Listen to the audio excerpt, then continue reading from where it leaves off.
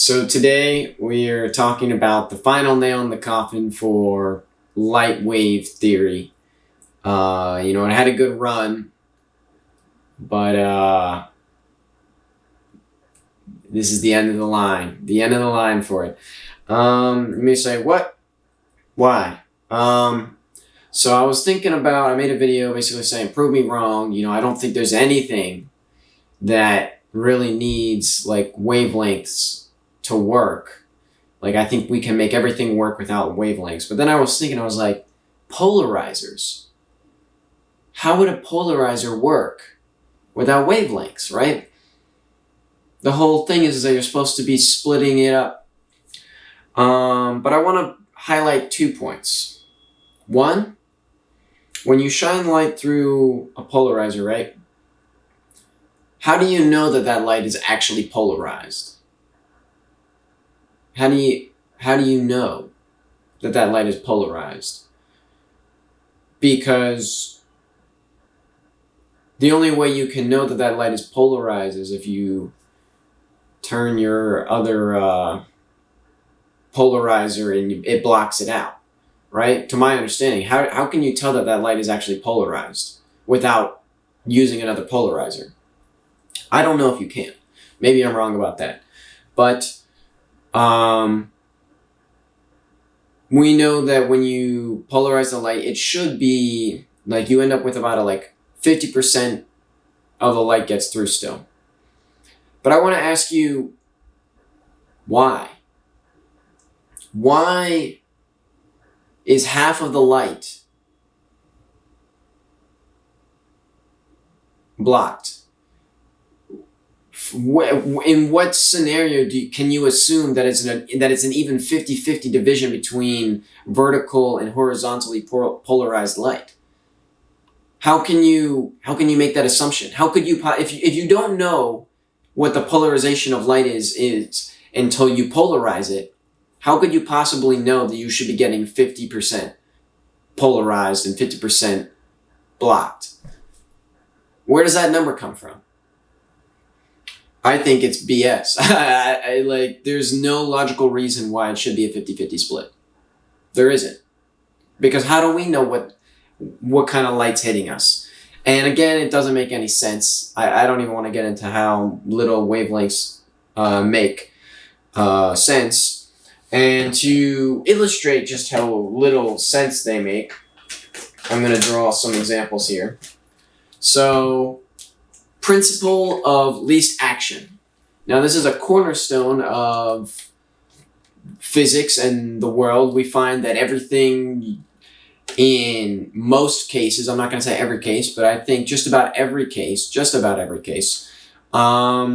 light is going to follow the path of least action. Everything just follows the path of least action. That's just how things kind of function. And we know this. We've seen it. We've observed it, right? So I want to ask you,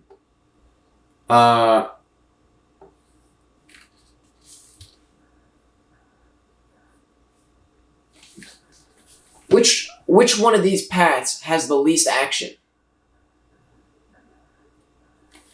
Now, if that took you some thought, if you had to think about that, then I really just draw it. Just draw it. Which one was harder to do? Which one took longer? That right there immediately would disprove wavelengths, would it not?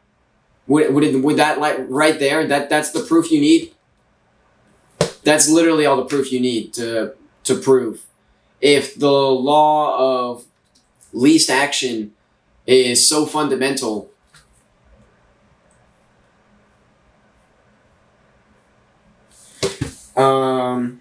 that's not enough for you? Okay. How about, hold on.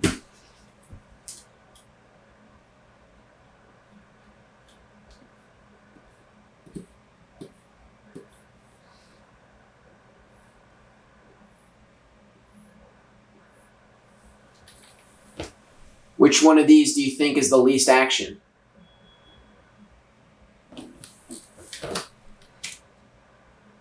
I don't understand. this is what I talk about when it seems so dumb. Like, am I crazy? How could I possibly be the only person that's thought this? Why? It's been like what? Someone said the number 200 years. Has it been 200 years since light was decided was a wave?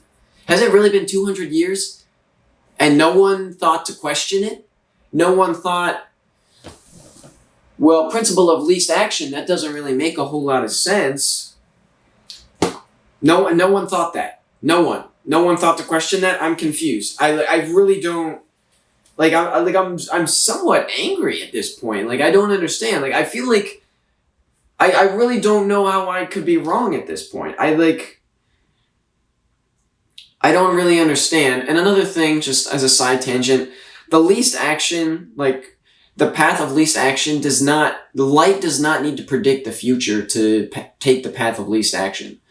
Every instance of the path of least action is the direction of least action. So when you imagine you're walking through a maze, right? Or you're walking through, we're walking through a maze, right? And here's the end. Here's the start. Now you could just walk straight to the other side. You can see the end as soon as you walk in, right? Or you could go wander around the maze. Did you need to know the future to know that was going to be the path of least action? No. You don't need to know that. You don't need to see the future to know the path of least action, because it's obvious that direction, least action, that's the way I go.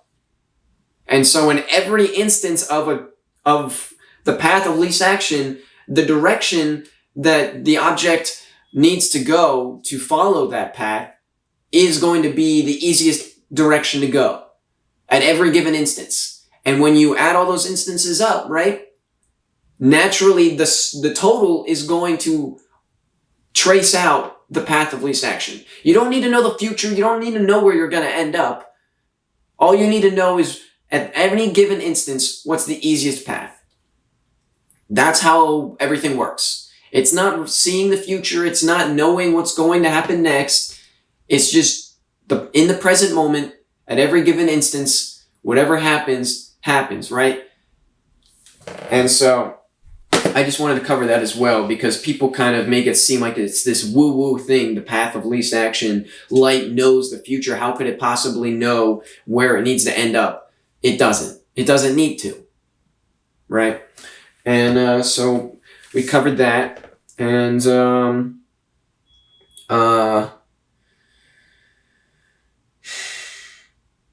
so you may be asking, okay, well, if light gets polarized, right? If it's not wavelengths, then what's going on there? Well, we've already observed it. We just kind of didn't really put it into perspective, because I had to think about this, because I was like, how could we possibly justify like light going away like that? What could be happening? And now, it's not that the light is going away. I mean, some of the light is getting blocked, some of the light is getting reflected back in this polarization, so there is some light being lost. But what's really happening is the light is getting scattered. And I have a drawing here, but I'm going to draw it again.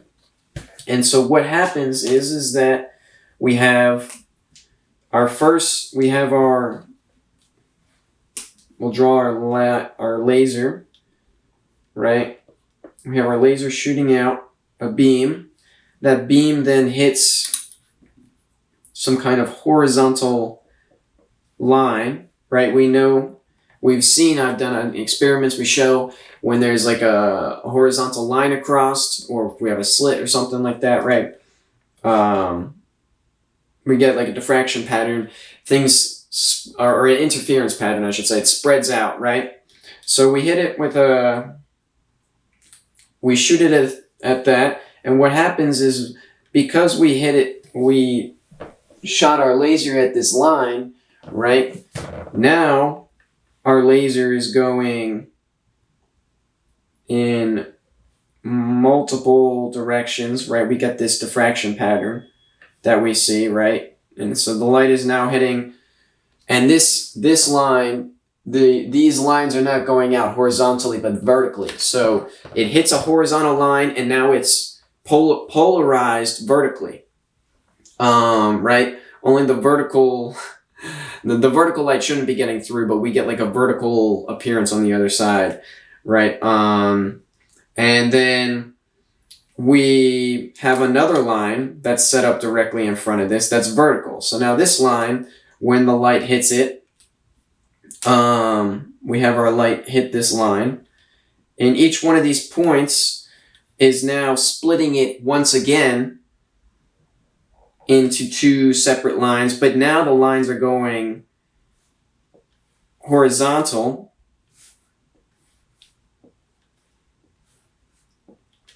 And so it looks like the lines are intersecting here, but none of these lines are intersecting. They're all stacked up on top of each other.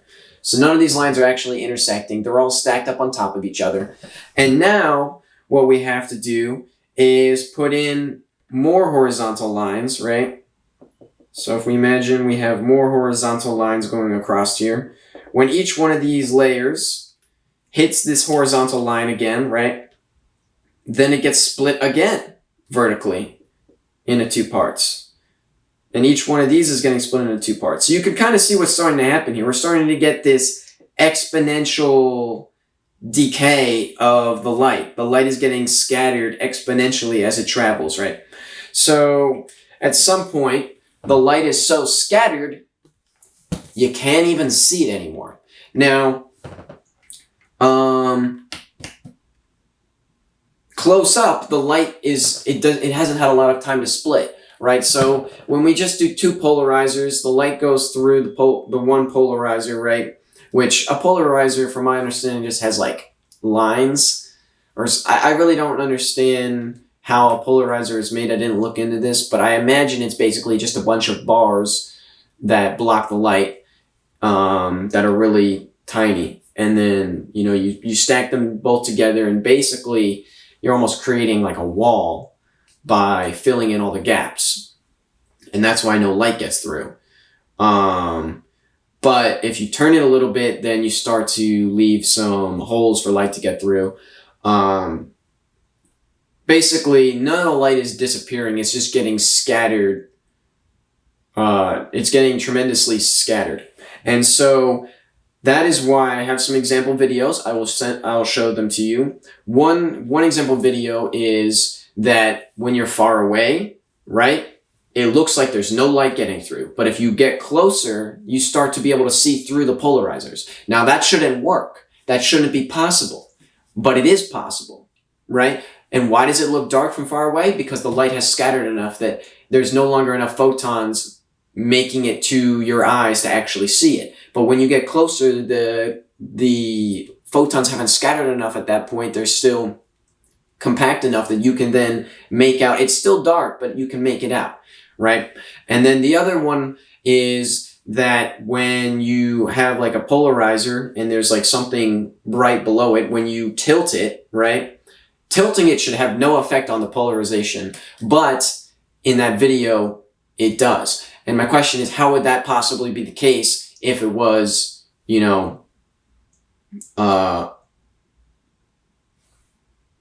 like I said, polarized.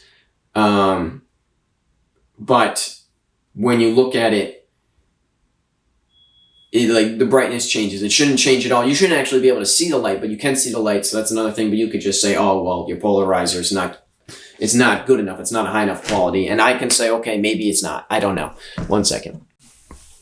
Right. Maybe my polarizer is just not a high enough quality. And I don't know. Maybe that's the case. But I think that if I have it, my defense against this is maybe it's not high enough quality, but if you can't see through it at far away, you shouldn't be able to see through it close up if it's actually polarizing the light. If it's actually doing what it says it's supposed to be doing, just because I'm farther away, if it works when I'm far away, it should work when I'm close.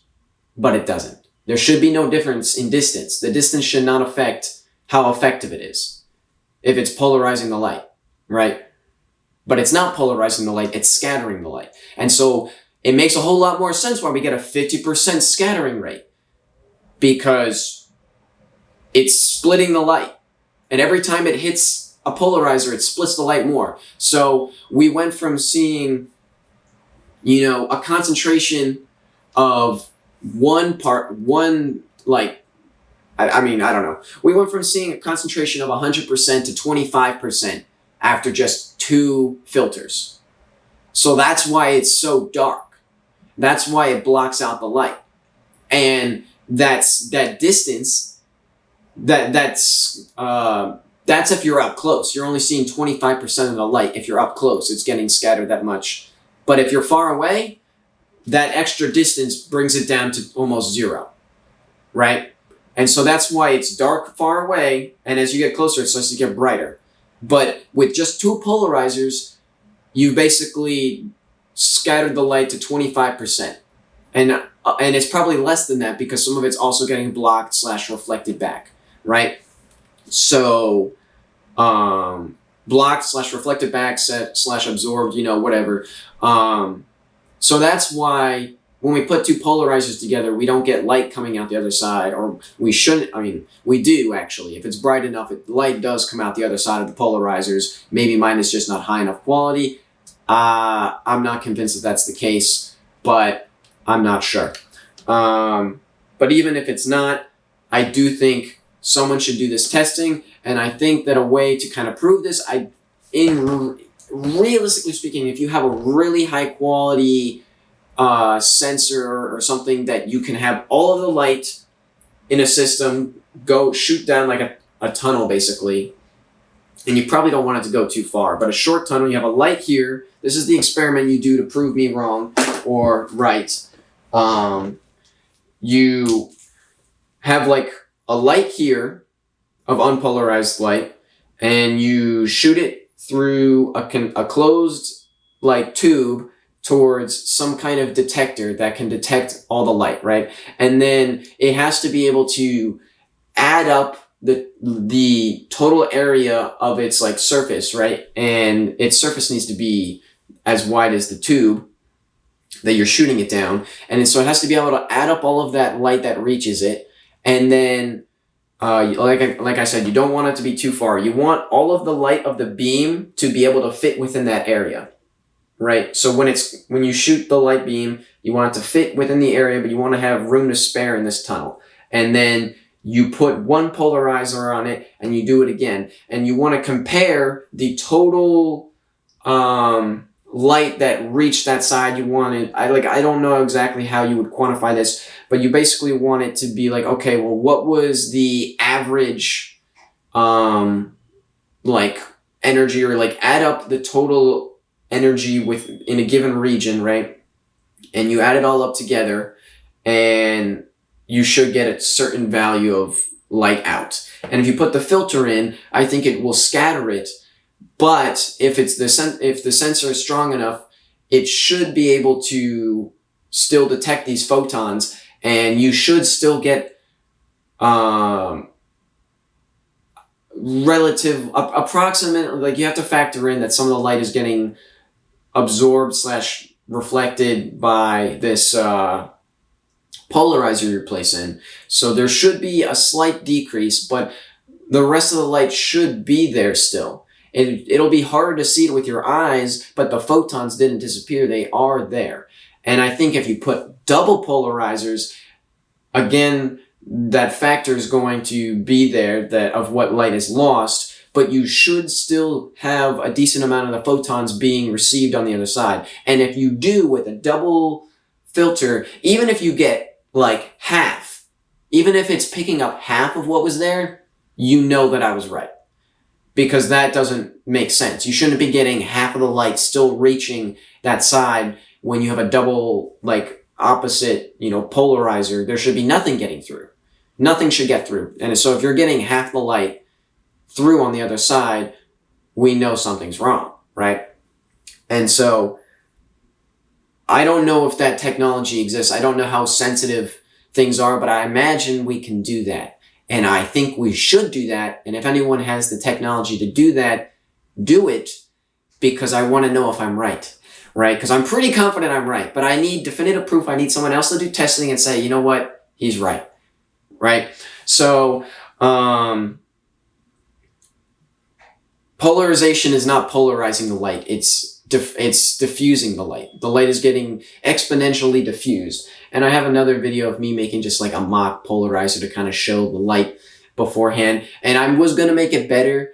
But after making like one thing of like horizontal ones, I was like, that was a lot harder than I imagined it was going to be. And I was too lazy to put the effort in to prove it, because I'm pretty confident in my results, and it wasn't worth my time to prove it that way. But it's just getting spread out. And it looks to us like, oh, half the light got blocked. But that's not necessarily the case. It's just that only half of the light is now reaching our eyes. And then if we block it again, then only a quarter of the light is reaching our eyes, if that, right? Because again, you have to factor in other things. And so to us, it looks dark, but that doesn't mean that it is dark, right? Pretty much all I wanted to say is that polarizers scatter light. I've tested it. It seems pretty accurate. Waves aren't needed.